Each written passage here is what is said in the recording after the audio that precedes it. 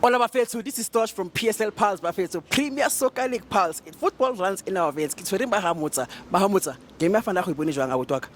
Khotman waka game ya today neli mnati re enjoyile especially for now, and I'm happy for the changes tse coach adi etsileng the likes of Undaba Nemthajela Tensini, and I think bo mang bombatha bombule bomang bomakhawula le boxoki babang, I think they must step up ngoba babona dintwana tse litlile ka Spanish. So I'm happy ka performance ya team today, and we are going to the next round now, so yeah, so kusele kancane kinthi ngayitsho. Thank you mfethu. We saw our captain uNkosinathi Sibisi being started today after a long time sengamboni. Umbone kanjani na today? uRegin Ndlovu uthanda ukumbiza ngebhodlela, so yena uSibisi namhlanje udlale kahle ukuthi mana udlale kamnandi. I think yena nobani noSiyema aba iPerini yabe isharp.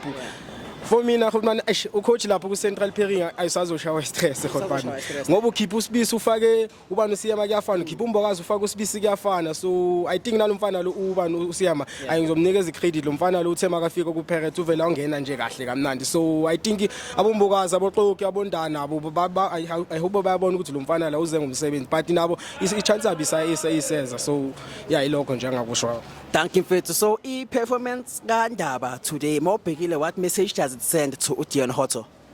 I think umfana uzibonisile namhlanje ukuthi uyadeserve naye ukuthola ichance, and idala vela ikhalela dambe bengiyisha vela ukuthi ucoach amnikeze ichance. So uthe mengibona iline up namhlanje ngabona uNdaba adlala ku 3 ngathi at least umbona vela ukuthi umfana uzodlala kanjani, so usiprovile umfana ukuthi uyadeserve ukudlala la. So I think uHotto naye angakufanele relax, angaboni ukuthi igame le sidlala namhlanje ku igame nje ngokuthi ucoach uzotshintsha ischeme sonke then afake laba abangadlala. I think uHotto yena njengoba abonile ukuthi umfana lo udlale kanjani, I think inafanele vela aqhubeke adlale the way akadlala ngakhona nomfana na uNdaba aqhubeke le wayadlala ngakhona. All right mfethu, and then on the left wing forward there is Umuremi, and also there is Urilebohile Mufokeng and Police. Umuremi, you can see what is on form each and every game. Miyakora mangakora is assisting. What's going to happen to Urilebohile Mufokeng on that left hand side? Right, Thoma Raifethu alo mfana lo ipoison khotmana. Into engayisho ubani uMfokeng angazi ngayibe kanjani ideli angazi ngayithini, but uMfokeng yena umfana wethu lepha siyamazi ukuthi umfa udlala kanjani. So I think naba bomoremi inini laba benza lento abayenza le right ukuthi vele babanikeza ichance bayisebenzise. Na uMfokeng akufanele ngayehlisa. I know vele abantu bathi uMfokeng uyehlisile and stuff inini indaba zokuthi ama transfer and stuff. I think uMfokeng akufanele ngafocus kulezi zinto la, focus vele la ibholweni akaqhubeka asize iPirates, but I think competition ku Pirates tight, and into engifunekayo vele team nabantu bangarelax nje. Bahamutsa 2025-2026 season CAF Champions League Pirates izophelela va ku final khotmanami. Ngisayisho nama ngikhona interview engeke ngayenza ngathi iPirates this season izothatha iTreble, ngathi izoqala ngeInternet sesithathile.